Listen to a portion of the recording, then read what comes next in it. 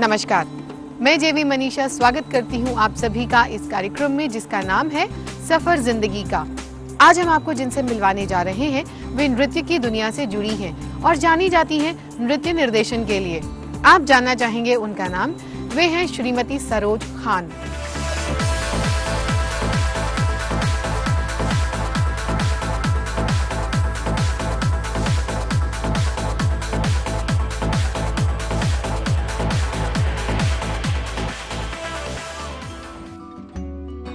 ईश्वर प्रदत्त इस जीवन के अजनबी सफर में कुछ मुलाकातें यादगार हो जाती हैं। ऐसी मुलाकातों की चर्चा करने का मन होता है।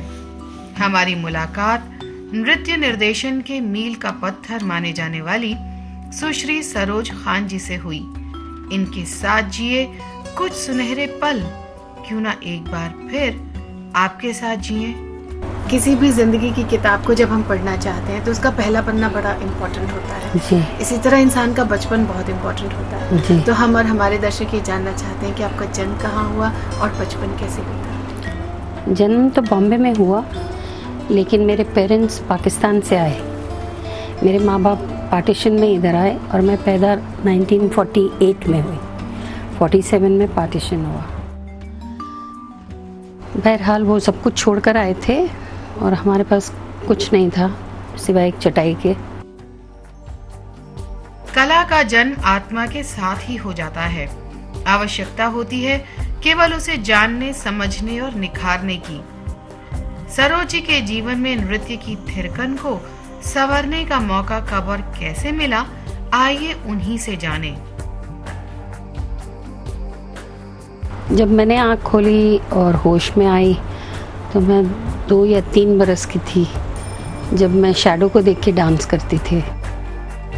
तो मेरी माँ ने समझा मैं रिटार्टेड हूँ, क्योंकि हमारे फैमिली में सब बिजनेस पीपल हैं। ख़ानदान दर ख़ानदान कभी नाचा गाया नहीं है। तो उन्होंने मुझे डॉक्टर के पास लेके गए। मेरी माँ सेकंड चाइल्ड एक्सपेक्ट कर रही थी, तो डॉक्टर ने कहा कि उसको कुछ नहीं, खराबी है, वो डांस करना चाहती है, उसको नाचने दो। वैसे भी आप लोगों को पैसे की ज़रूरत है तो फिल्म इंडस्ट्री में डाल दो। तो मेरी माँ ने कहा कि हम किसी को नहीं जानते। बोले ठीक है, कोई प्रोड्यूसर मेरे पास आएगा तो हम आपका पता दे देंगे। इस तरह से मैं फिल्म इंडस्ट्री में आई। पहले चाइल्ड रोल किए, फिर न बच्चों में थी न बड़ों में, तो ग्रुप डांसर बन गई जब मैं 10 साल 6 महीने की थी। और पहला ही ग्रुप डांस मुझे मधुबाला जी के साथ मिला। हावड़ा ब्रिज, आइए मेहरमा, बैठिए जाने जा, वो मेरी ज़िंदगी का पहला ग्रुप डांस था। फिर हीरालाल सोहनलाल जी मद्रास के मास्टर थे, वो आने लगे यहाँ इस इंडस्ट्री में। तो जो बड़े भाई थे सोहनलाल साउथ, बी सोहनलाल साउथ, जिन्होंने ये गाना फेमस गाना किया है, होठों पे ऐसी बात मैं दबा के चली, उन्होंने मुझे नाचते हुए देखा तो मुझे ग्रुप में से निकाल कर अपना असिस्टेंट बना दिया। तो वहाँ से मेरी ज़िंदगी शुरू हुई नाच सिखाने की। वो मुझ पे कंपोज करते थे और मैं आर्टिस्ट को सिखाती थी। जिस तरह आज मेरे पास असिस्टेंट है, इसी तरह मैं मास्टर जी की असिस्टेंट थी। नृत्य का हिंदी फिल्मों में खास महत्व है। इस महत्व और कहानी में इसकी भूमिका को समझते हुए नृत्य का निर्देशन और इसे सहज ही प्रस्तुत करना व करवाना सरोज जी की खासियत रहा। आइए जाने क्या कहती हैं वे इस विषय में। एक मौका ऐसा आया कि मेरे मास्टर जी को जाना पड़ा यूरोप।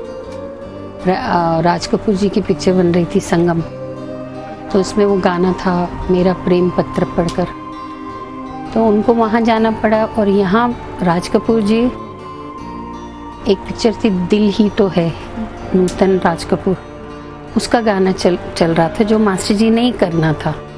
लेकिन मास्टर जी चले गए तो सब लोग मेरे पे पिल पड़े कि आप असिस्टेंट है, आप कंपोज करो। तो मैं बोली मुझे नाचना आता है, कंपोजिशन नहीं आती है।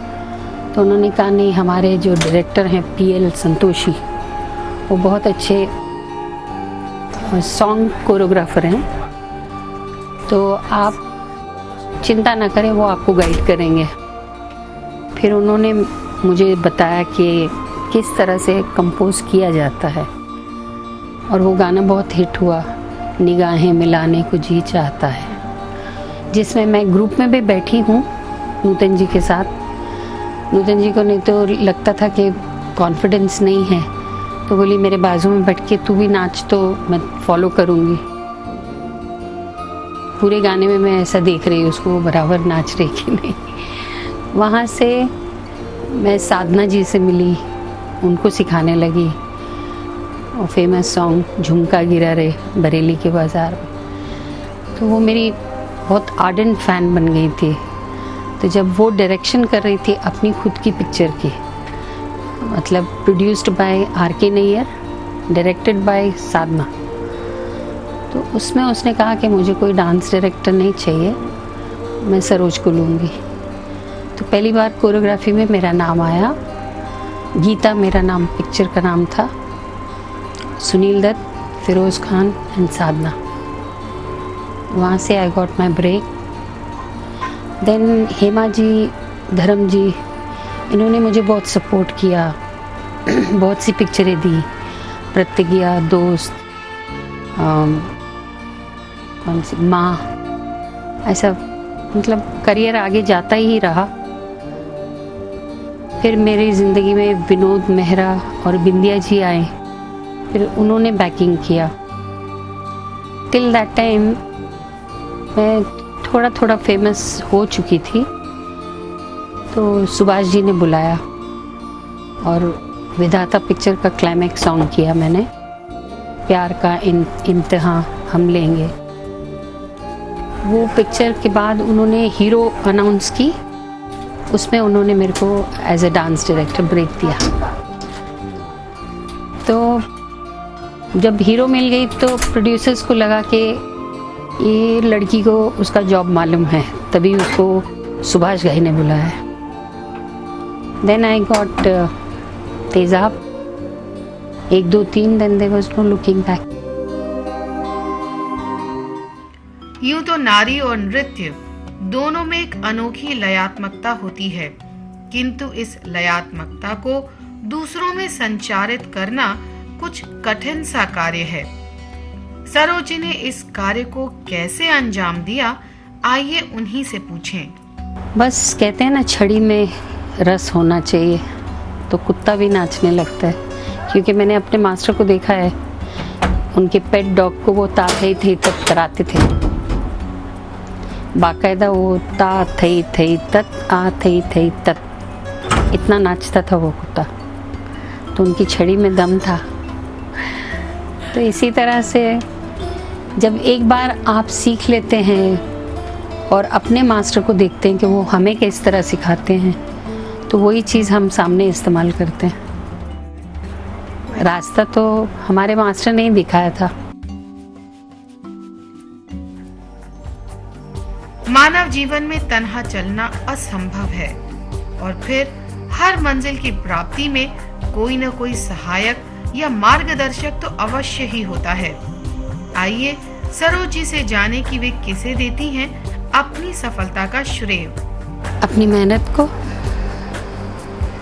और उन लोगों को जिन्होंने मेरा डांस अच्छा पोर्ट्रे किया, जिससे मुझे नाम मिला, जैसे माधुरी, श्रीदेवी, ऐश्वर्या, करीना, करिश्मा, रानी मुखर्जी। इन लड़कियों ने बहुत मदद की मेरी, कि मेरे डांस को उन्होंने निखार दिया। तो I share it with them. हर व्यक्ति के जीवन में ऐसे अनेक क्षण गुजरते हैं जो यादगार बन जाते हैं। उन्हीं यादगार क्षणों में से एक खूबसूरत याद कुछ इस तरह से महकी। सबसे बड़ा मोमेंट तो ये था जिस दिन वैजयंती माला ने 21 रुपया निकाल के मेरे हाथ में रख के कहा था कि ये मोमेंट जो तूने किया है वो मैं नहीं कर सकती। वो था डॉक्टर विद्या, और गाने का नाम था पवन दीवानी।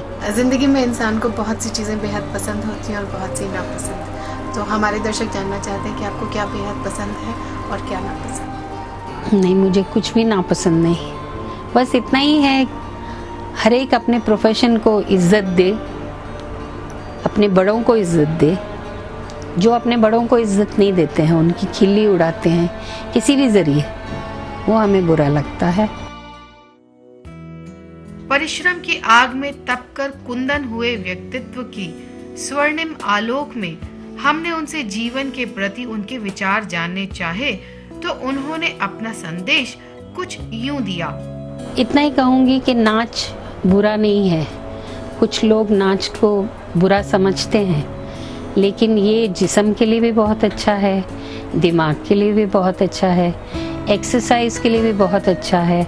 चाहे आप स्क्रीन पे नाचो या ना नाचो, अपने घर में साउंड ऑन करके या रेडियो ऑन करके भी नाचो तो आपका पसीना निकले, डायबिटीज़ से बचते हैं, बहुत चीज़ों से बचते हैं, आपके हाथ पैर चलते रहते हैं, रुक नहीं जाते, मतलब एथराइटिस नहीं होता है, रोमेटिज्म नहीं होता है, ये सब चीज़ के काम आता है। कभी दुख होता है तो खुद नाचने लगो तो खुशी में बदली हो जाता है। तो मैं चाहूँगी कि पूरी दुनिया नाचे और खुश रहे। आपने हमें अपने बारे में इतनी सारी बातें बताई, इतना कीमती समय दिया, इसके लिए आपका बहुत बहुत धन्यवाद। शुक्रिया। ये थी मुलाकात श्रीमती सरोज खान जी से। अगले सप्ताह इसी कार्यक्रम में आपकी मुलाकात करवाएंगे ऐसे ही एक विशिष्ट व्यक्तित्व से। तब तक कीजिए इंतजार और जेवी मनीषा का नमस्कार।